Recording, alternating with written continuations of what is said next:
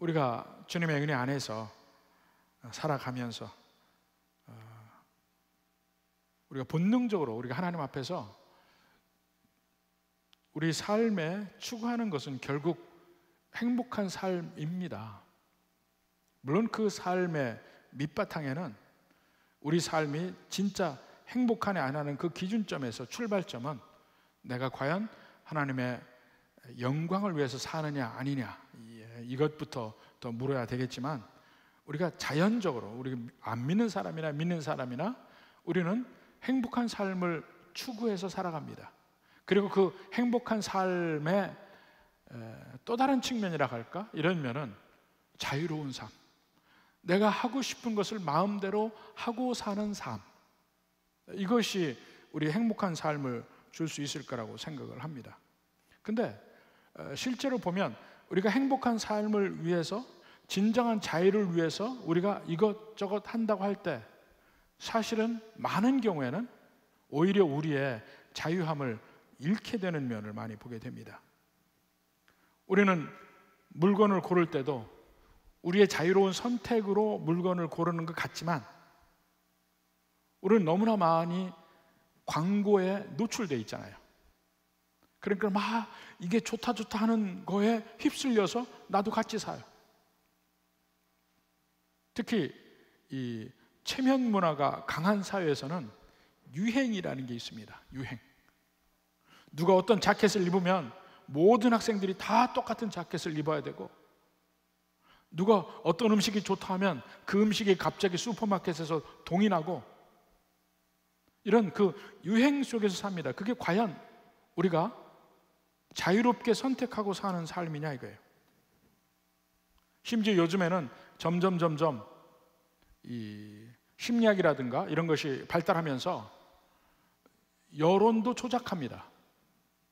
처음에는 마케팅을 통해서 사람의 관심을 끄는 거였다가 점점 능동적으로 이제 없는 수요도 창출하게 되고, 정치적으로 여론을 조작해서 오히려 최선의 선택이 아닌 선택을 하도록 강요하고, 이런 면들이 지금 오늘날의 수많은 나라에서 아주 공공연하게 일어나고 있습니다. 또 개인의 삶에서 보면 자유를 추구한다 하면서 남들이 안 하는 것까지 손을 대다가 점점 중독이라는 것에 빠지기도 합니다. 술에 중독이 되기도 하고, 약에 중독이 되기도 하고, 포르노에 중독이 되기도 하고. 근데 그런 중독은 사실은 자유로운 삶이 아니죠. 그것만큼 아니라 하도 거의 비슷한 것이 세상에 주는 즐거움, 그 쾌락에 빠지는 겁니다. 소위 취미생활이라 하는 것인데 좀 더 자세히 보다입니다. 자동차에 빠지고, 요즘에는 또 소위 피규어라는 거 있더라고요. 피규어, 여러 벤담 모형, 모해 모형, 이런 거에 한 가지 물건에 깊이 빠지고 어떤 특정한 것에 빠지고, 이것을 요즘 말로 덕후라고 그러더라고요. 덕후. 제가 계속 우리 성도들에게 전혀 모르는 말을 계속해서 가르치고 있습니다. 오늘은 덕후라는 말을 배우시기 바랍니다. 모해, 심지어는 그 덕후라는 말을 줄여서 덕이라고 해요. 밀떡 하면은 여러 가지 군사적인 무기 이런 게 폭 빠진 사람을 밀떡이라고 그래요. 또 어디에 빠지면 그 뭐에 덕 이렇게 붙입니다. 근데 그게 과연 진정한 의미의 자유함이냐? 스포츠에 빠지고, 내가 직접 하는 것도 빠지기도 하지만 그 구경하는 것에 몽땅 빠지고, 온 것이 야구 구경, 축구 구경 이런 거에 다 몰입하고 매진하는 경우도 있고, 요즘에 또 아웃도어에 빠지기도 하고, 여러 가지 면이 있습니다. 근데 이런 모든 것이 사실은 인간이 보다 더 행복한 삶, 보다 더 자유로운 삶을 누리기 위한 노력들인데, 어느 면에서는 오히려 내 자유를 속박하고 제한할 수 있는 것입니다. 특히 이것들이 하나님께서 내게 원하시는 뜻과 반대의 경우라면 더더군다나 그렇습니다. 자기중심적으로 하나님 뜻과는 관계없이, 심지어는 하나님 뜻을 어겨가면서 내가 원하는 것을 기어이 하고, 여기서 내가 자유를 누리고 살겠다, 여기서 내가 하고 싶은 일을 하고 살겠다. 바로 이런 삶의 습관, 크고 작은 면이 있지만 우리 예수 믿는 사람들 가운데서 누구나도 가지고 있습니다. 바로 오늘 야고보서는 바로 이러한 면을 다루고 있습니다. 한번 봅시다. 5절부터 봅시다. 5절. 4절입니다. 죄송합니다. 4절부터. 가늠한 여인들아, 세상과 벗된 것이 하나님과 원수됨을 알지 못하느냐? 그런즉 누구든지 세상과 벗이 되고자 하는 자는 스스로 하나님과 원수되는 것입니다. 자, 가늠한 여인들아 하고 얘기합니다. 자, 여기서는 뜬금없이 갑자기 가늠한 여인이 나오는데, 이것은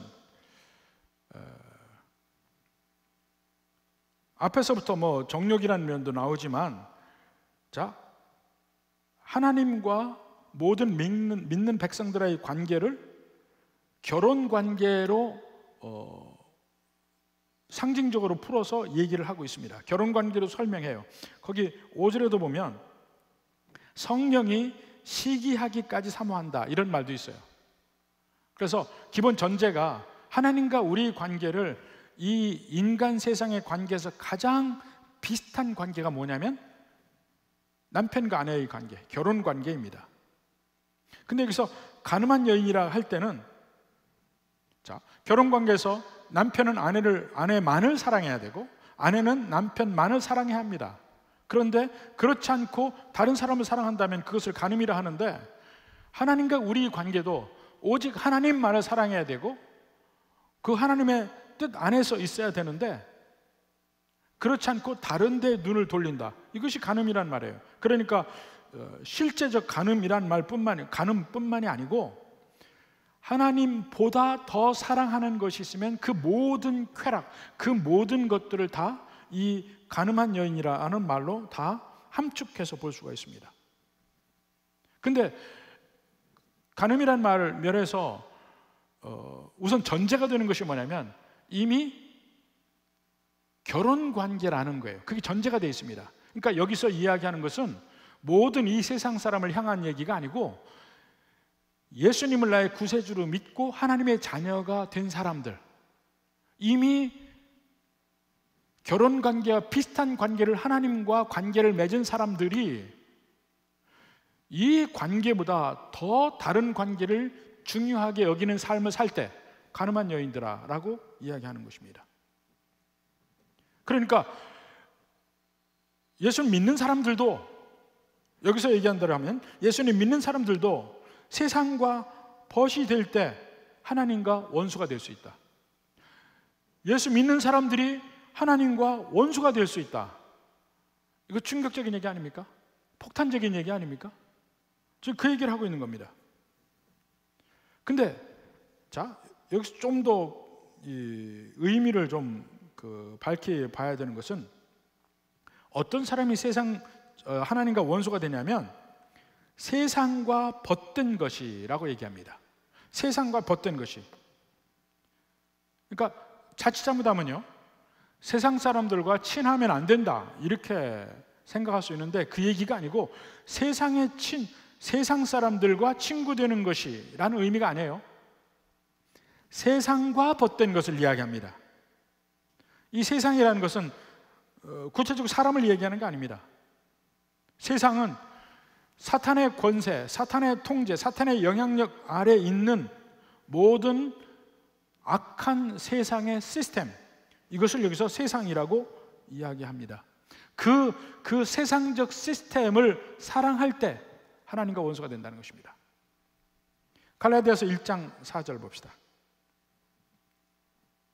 그리스도께서 하나님 곧 우리 아버지 뜻을 따라 이 악한 세대라는 것이 바로 사탄의 통치하에 있는 이 세상의 시스템을 이야기합니다. 이 악한 세대에서 우리를 건지시려고, 원래는 우리 예수 믿기 전에는 이 악한 세상 속에 살았어요. 요한일서 5장 9절 봅시다. 5장 19절 봅시다. 또 아는 것은 우리는 하나님께 속하고 온 세상은 악한 자 안에 처한 것이며, 여기 온 세상, 하나님의 통치가 있지 아니하는, 사탄이 통치하는 세상, 이것을 온 세상이라고 했어요. 그것은 악한 자 안에 처한 것이며, 악한 자가 사탄입니다. 근데 우리는 세상에 속하지 않았어요. 그럼에도 불구하고 세상과 벗든 건 뭐냐 이게요. 이 세상은 하나님과 원수됩니다.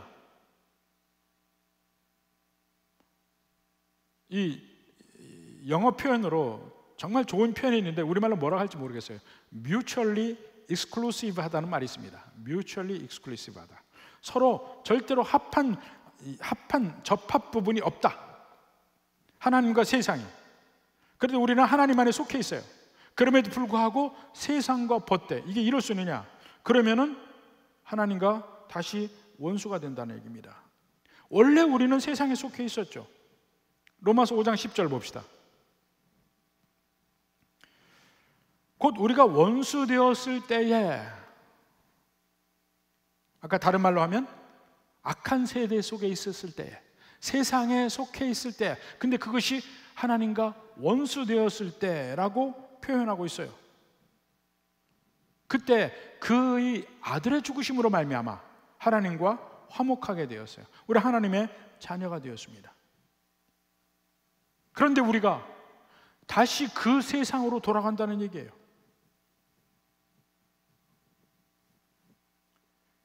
가늠한 여인들아, 세상과 벗된 것이 하나님과 원수됨을 알지 못하느냐, 바로 그 얘기입니다. 그런즉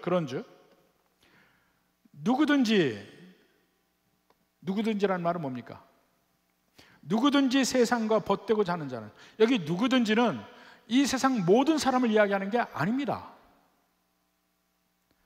예수 믿는 사람이라면 누구든지라는 말이에요.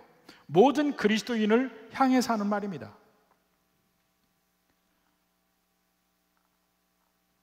예수 믿는 사람들은 누구든지 하나님과 원수가 될 수 있어요. 어제 믿은 성도도 마찬가지고, 50년 믿은 집사나 권사나 장로나 목사나 다 마찬가지예요. 누구든지 안에 다 속합니다. 예수 믿는 사람은 누구든지 세상과 벗이 되고자 하는 자는, 그 절을 자막을 좀 띄우죠. 세상과 벗이 되고자 하는 자는, 벗이 되고자 하는 자, 이것은 뭘 의미합니까? 스스로 선택한다는 개념이에요. 억지로 끌려서 어쩔 수 없이, 그런 의미가 아닙니다. 내가 스스로 선택해서 세상과 벗이 되는 겁니다. 하나님 안에 속해 있는 사람은 내가 선택만 하면 절대로 세상과 벗이 되지 않을 수 있어요. 그런데 스스로 선택해서 세상과 벗이 된다는 얘기예요. 하나님이 싫어하는 일을 할지라도 내 세상이 좋아서 그 일을 해요. 그 일에 대한 덕후가 됩니다. 그것이 이 술이나 마약에 또 포른에 중독되는 일이라도, 어떤 스포츠라도, 어떤 일을 좋아하는 거라도 하나님의 사랑보다도 그걸 더 사랑하는 것, 이 면을 얘기하는 것이죠. 그래서 오늘날 많은 사람들이, 모든 그리스도인들이 크고 작은 강도의 차이는 있지만 누구든지 하나님을 사랑한다고 하면서 동시에 하나님이 싫어하는 세상에서 즐거움을 찾습니다. 사실 세상이 주는 즐거움 자체가 나쁘지 않은 것들도 있어요. 그렇지만 어느 도를 넘어서, 하나님이 정한 선을 넘어서까지 좋아하는 것은 바로 여기서 말하는 문제입니다. 바로 그 면을 이야기하고 있습니다. 빌립보서 3장 18절 봅시다. 내가 여러 번 너희에게 말하였거니와 이제도 눈물을 흘리며 말하노니 여러 사람들이 그리스도의 십자가의 원수로 행하느니라. 이 면을 얘기하는 것이죠.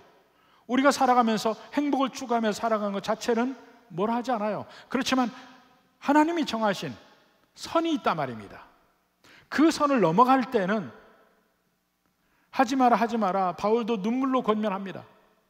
여러 사람들이 그리스도의 십자가의 원수로 행하느니라. 그 선을 넘어서 하나님이 싫어하는 거, 하나님이 미워하는 일을 행한단 말입니다. 19절에 그들의 마침은 멸망이요, 그들의 신은 배요. 배입니다. 이 배, 이 마음껏 내가 먹고 싶은 걸 다 먹는 그 쾌락의 상징, 배. 그들의 신은 배요, 그의 영광은 그들의 부끄러움에 있고 땅의 일을 생각하는 자라. 우리가 누구든지 그리스도인이라고 하는 모든 교회 안의 사람들 누구든지 중에서 심지어는 멸망하는 사람도 있다는 것입니다. 아니, 그럼 예수 믿었는데 그 다음에 멸망하느냐? 그 의미가 아닙니다. 우리가 교회 안에 많은 예수 믿는 사람들이 있지만 그 중에는 가짜도 있다는 거야. 근데 가짜도 스스로 몰라요.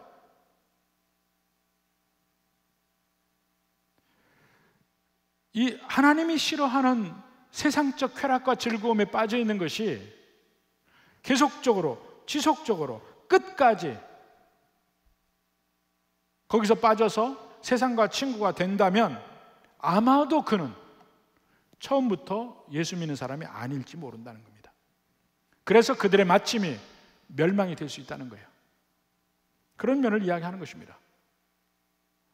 내가 내 삶에서 즐거움을 추구하는 것이 나쁜가? 그 얘기가 아닙니다. 이 야고보서에서 말하는 것은 여러분은 어디에서 기쁨과 즐거움을 찾습니까? 그 근원이 뭡니까? 하나님이 주신 것 안에서 누리는 즐거움, 이게 진짜예요. 하나님이 원치 않는 데에서 누리는 즐거움, 이것은 하나님과 원수되는 것입니다. 바로 항상 그 면을 질문을 해야 합니다. 우리가 세상에서 즐거움을 추구하며 살아갈 때 과연 이것이 하나님께서 원하시는 것인가? 하나님께서 허락하신 것인가? 하나님께 영광 돌리면서 즐거움을 누릴 수 있는 것인가? 한번 봐야 됩니다. 그게 중요하죠. 또 한번 생각해 보면, 내가 이런 세상의 삶을 살면서 내가 지금 하고 있는 일이 하나님 안에서 하는 일인가, 하나님 밖에서 하는 일인가, 이것도 한번 질문해 봐야 되고, 또 다른 면을 한번 보면 지금 내가 하고 있는 일이 하나님이 보실 때 어떻게 생각하실까, 이 면도 한번 생각해 봐야 돼요. 하나님이 지금 나를 보고 뭐라고 하실 건가, 이걸 한번 유추해서 생각해 보자 이겁니다. 하나님 기뻐하실까? 아니면 기뻐하지 아니하실까? 이러면서 생각하면 우리가 이 세상에서 행복을 추구하고 즐거움을 추구하고 자유로움을 추구하며 살아갈지라도 어느 선에서 하나님이 기뻐하시는 선 안에서 자유함을 추구할 수 있습니다. 행복을 추구할 수 있습니다. 그리고 그것이 진짜입니다. 그렇지 않은 그 선을 넘어간 면에 대해서 지금 계속해서 이야기합니다. 그리고 그것을 간음이라고 이야기를 하고 있고, 자, 남편으로서 하나님의 질투가 나옵니다. 이제는 질투가. 왜냐하면 결혼관계와 비슷한 이 배타적 관계인데 다른 걸 사랑한단 말입니다. 나를 사랑하지 않고 거기에 대해서는 질투라는 게 있습니다. 하나님이 질투하신다는 면이 아주 많이 나오죠. 5절에 봅시다. 너희는 하나님이 우리 속에 거하신 성령이 시기하기까지 사모한다 하신 말씀을 헛된 줄로 생각하느냐. 이게 좀 해석하기가 좀 어려운 구절이기도 합니다. 왜냐하면 이러이러한 말씀을 헛된 줄로 생각하느냐, 이건 구약에 그 말씀이 나온다는 얘기인데 사실은 구약에 구체적으로 이 말씀이 나오진 않습니다. 단지 구약 성경의 전체의 의미, 전체의 주제를 보면 이 말을 할 수가 있습니다. 그러니까 구약 성경 전체에서 나오는 그 성경의 주제를 가지고 얘기했다고 보면 됩니다. 그 다음에 여기서 우리말에는 이미 성령이라고 나와 있어요. 성령이라고 나와 있는데 원래는 정확하게 성령이라고 표현되어 있지 않습니다. 그냥 영이라고 표현되어 있어요. 푸뉴마라고 되어 있습니다. 그래서 여기서 그 푸뉴마, 그 영이라는 말이 영이 시기한다 이렇게 되어 있는데, 이걸 가지고 사실 영어 성경 NIV 성경에서는 그냥 인간의 영으로 표현되어 있습니다. 대문자가 아니고 소문자 S로 Spirit이라고 되어 있어요. 그런 면으로 생각을 한다면 세상의 모든 인간은 시샘과 질투를 한다는 면으로 볼 수가 있는데, 근데 전후 문맥을 따져보면 여기 나오는 영을 성령이라고 해석하는 것이 더 맞다. 그래서 우리말 성경에도 이미 성령이라고 되어 있습니다. 자, 이 모든 대상이, 글을 쓰고 있는 대상이 이미 예수님을 믿는 사람들이에요. 그럼 그 사람들은 그 속에 이미 성령께서 내주하십니다. 성령께서 계신단 말이에요. 우주 만물을 창조하신 그 하나님이 이 작은 내 마음속에 오셔서 이 안에도 계신다는 말이에요. 나와 함께 결혼 관계보다 더 친밀하고 가까운 관계로 우리와 함께 하시는데, 그러한 내가 다른 것을 사랑할 때, 하나님보다 더 다른 것을 사랑할 때 그 성령께서 하시는 것이 뭐냐? 질투하신다는 겁니다. 질투하신다. 이것이 본체 문맥에 더 맞는 것 같아요. 우리가 하나님이 싫어하는 것임에도 불구하고 세상을 사랑할 때, 이것이 세상과 벗된다고 얘기하는 것이죠. 우리 안에 계시는 성령께서 질투하면서 우리를 계속 사랑하신다. 질투하면서. 사실 하나님과 우리 관계에서 사랑은 우리가 하나님을 먼저 사랑한 것이 아니고 하나님이 우리를 먼저 사랑했습니다. 요한일서 4장 19절에도 그렇게 나오죠. 우리가 사랑하면 그가 먼저 우리를 사랑하셨습니다. 하나님이 우리를 먼저 사랑하시고 하나님이 우리에게 생명을 주시고 우리와 관계를 맺어주십니다. 그 하나님의 사랑에 감동되고 감복하고, 그리고 그 안에 진정한 생명이 있다는 사실을 깨닫고 우리도 하나님을 사랑하게 됩니다. 그래서 이제 관계가 맺어져요. 언약적 관계, 결혼보다 더 가깝고 끈끈하고 한 사랑의 관계로 맺어집니다. 그런데 그렇게 맺어졌는데 하나님보다 다른 걸 사랑한다. 이럴 때 성령께서 여기서 시기한다 그랬는데, 질투한다 그랬는데, 그 질투할 때의 마음은 아픈 겁니다. 내가 세상을 사랑할 때, 내가 하나님이 사랑하지 않는 것을 사랑할 때, 하나님은 마음으로 고통을 당하시고, 그 하나님의 질투는 아주 격정적이고 그렇다는 겁니다. 원수처럼 여기는 거죠. 그러면 과연 그럴 때 나는 과연 어떻게 해야 될 것인가? 빠져나갈 길도 하나님께서 우리에게 주십니다. 그 내용이 6절에 나옵니다. 그러나 5절에서 끝나면 정말 우리는 가망이 없습니다. 절망입니다. 근데 그러나 6절이 있으니까 더욱 큰 은혜를 주시나니, 더욱 큰 은혜를 주신다. 더욱 큰 은혜라는 말, 이 말에 오늘 말씀에 방점이 있습니다. 하나님은 원수 관계가 됐잖아요. 이미 결혼 관계인데 다른 것을 사랑해서 원수 관계가 됐어요. 깨지잖아요. 근데 깨지지 않게 되는 이유가 하나님이 그 위에 더욱 큰 은혜를 주셔서 이 관계가 깨지지 않게 합니다. 우리에게 은혜를 주시는데 세상을 이길 만한 은혜를 주십니다. 우리의 현재 상황, 세상을 살아가면 할수록 악한 상황이죠. 안 좋은 상황이죠. 하나님과 관계가 회복되기 힘들 것 같다는 그런 상황이죠. 그런데 우리의 현재의 상황이 어떤지는 아무런 의미가 없습니다. 왜냐하면 항상 하나님의 은혜는 그것보다 더 크니까. 그게 바로 더욱 큰 은혜라는 의미입니다. 하나님이 우리에게 은혜를 주셔요. 근데 그게 어떤 은혜냐 이겁니다. 히브리서 4장 6절 봅시다. 히브리서 4장 6절. 그러므로 우리는 4장에 그게 있는데, 우리는 긍휼하심을 받고 때를 따라 돕는 은혜를 얻기 위하여, 네, 때를 따라 돕는 은혜를 얻기 위하여 은혜의 보좌 앞에 담대히 나아갈지니라. 로마서 5장 20절 봅시다. 로마서 5장 20절. 자, 둘째 줄에 보면, 그러나 죄가 더한 곳에 은혜가 더욱 넘쳤나니. 자, 여기서는 예수 믿는 사람들이 죄를 지어요. 죄를 짓는데 이제는 우리에게 담대함이 있는 것이, 하나님의 사랑에서 우리가 끊어지지 않을 수 있다는 평안을 갖게 되는 이유가 뭐냐면, 죄를 지어도 은혜가 항상 그보다 크다 이겁니다. 이게 무슨 얘기냐면,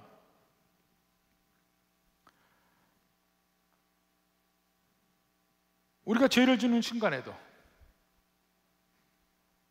하나님은 그것을 해결할 만한 은혜를 우리에게 주셔요. 우리가 더 큰 죄를 지을 때도 하나님은 그 더 큰 죄도 해결할 은혜를 주셔요.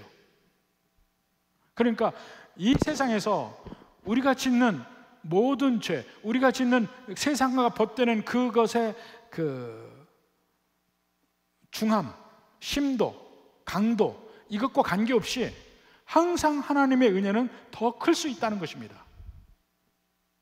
여기에 우리의 소망이 있습니다.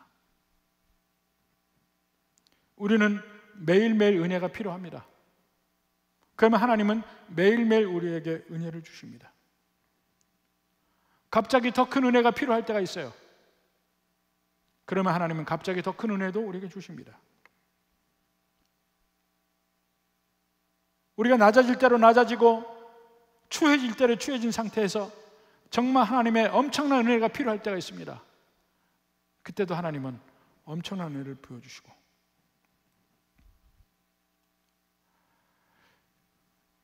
전에도 한번 예를 들은 것 같은데, 어느 분이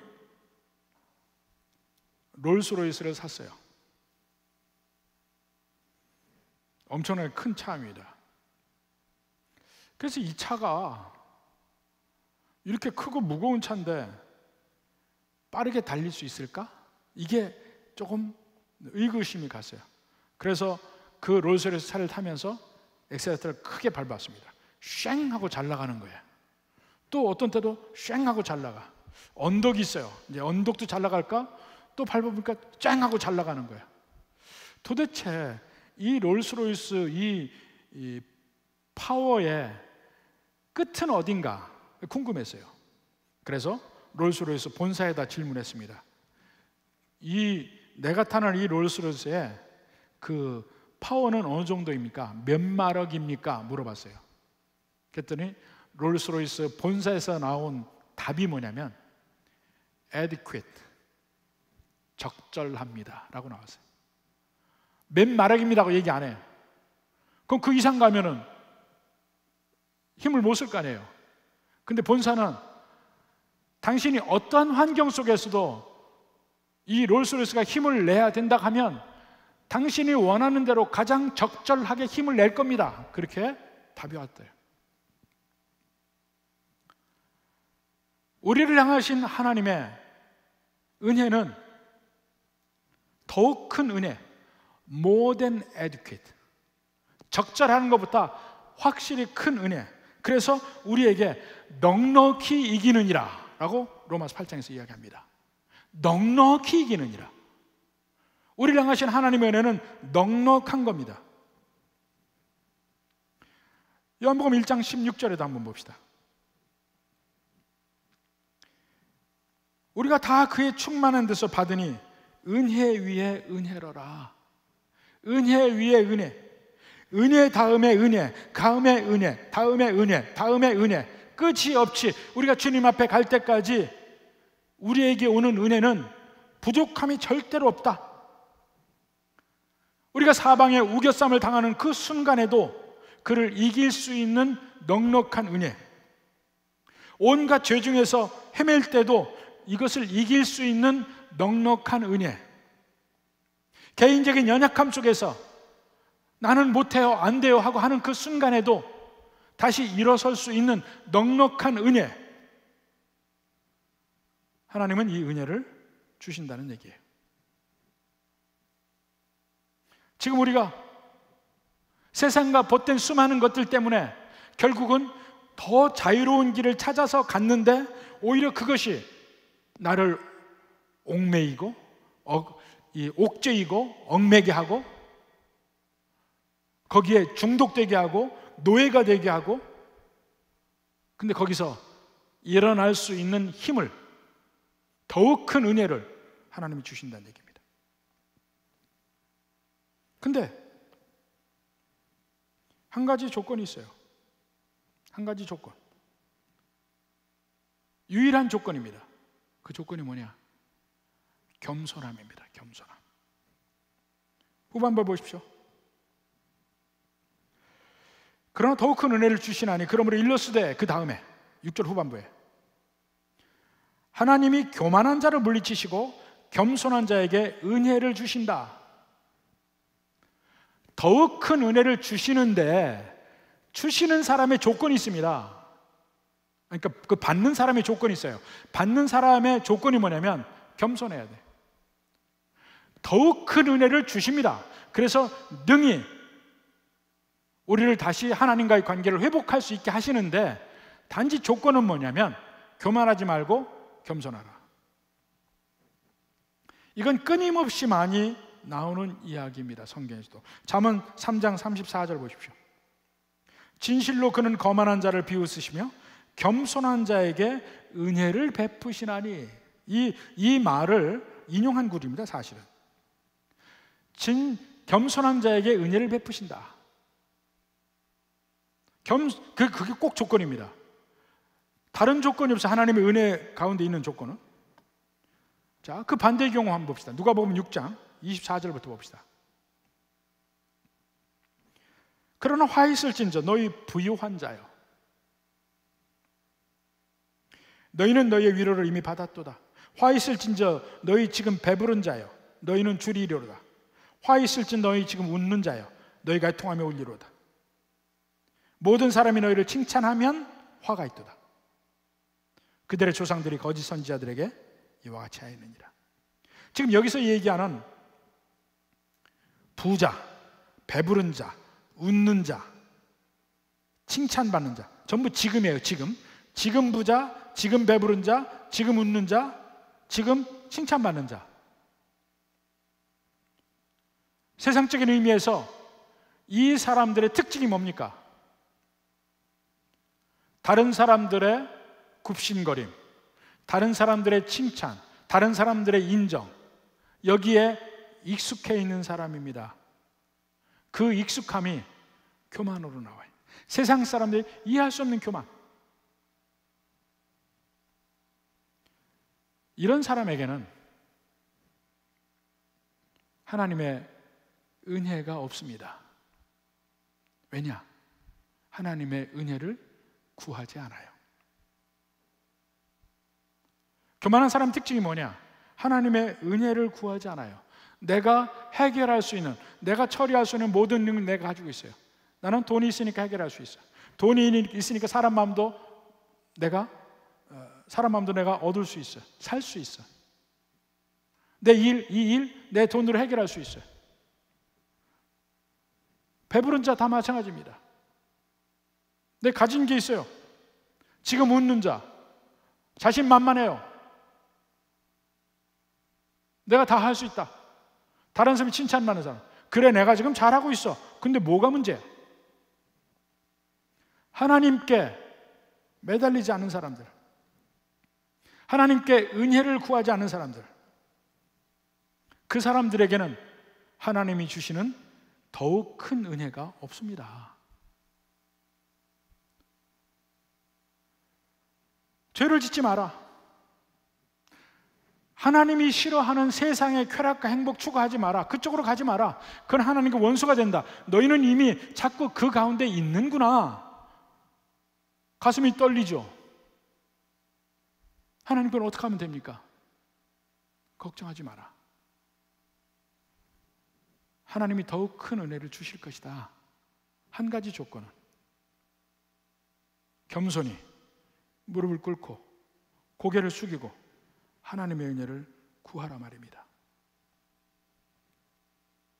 그러면 지금 내 앞에 놓인 수없이 많은 장애물들, 나는 도저히 뛰어넘을 수 없는 그것들을 뛰어넘을 수 있는 더욱 큰 은혜를 하나님이 주실 것이고, 내 앞에는 모든 불가능한 일들, 그것을 가능케 하는 더욱 큰 은혜를 하나님이 주실 것이고, 지금 내가 종되었던, 세상에 종되고 중독되었던 그 모든 것들에게서도 정말 벗어나고 참된 자유함을 찾을 수 있는 더욱 큰 은혜도 하나님이 주실 것이다 이겁니다. 여기에 우리의 소망이 있습니다. 오직 한 가지 조건, 겸손히 하나님께 무릎 꿇으라. 이것만 있다면 하나님의 놀라운 은혜, 하나님의 놀라운 사랑, 하나님의 용서, 하나님의 인정, 하나님이 주신 진정한 자유와 복, 이것이 우리의 삶에 다시 찾아오게 됩니다. 우리가 세상의 쾌락이나 세상의 즐거움 속에 빠져 있는 가운데에서도 계속 겸손함으로 주님 앞에 나와야 되거든요. 근데 그것이 한 번이 아닙니다. 세상에 빠지는 끊임없이 주님 앞에 계속해서 나와 있어야 됩니다. 그러면 어느 순간에 이것을, 세상을 끊을 힘과 능력을 주십니다. 지혜도 주시고, 바로 그런 면을 이야기합니다. 그래야 그 면에 진정한 더욱 큰 은혜를 경험할 수 있는 열매를 맺게 됩니다. 한 번 얘기하는 게 아니에요. 지속적으로 끊임없이 동시에 이게 끊어지면 안 됩니다. 꼭 그렇게 할 때 주께서 주신 더욱 큰 은혜가 있으라고 생각을 합니다. 부디 이러한 은혜, 이러한 자유함, 이러한 복이 여러분의 모든 삶과 가정과 우리 온 교회에 함께하기를 주님의 이름으로 축원합니다.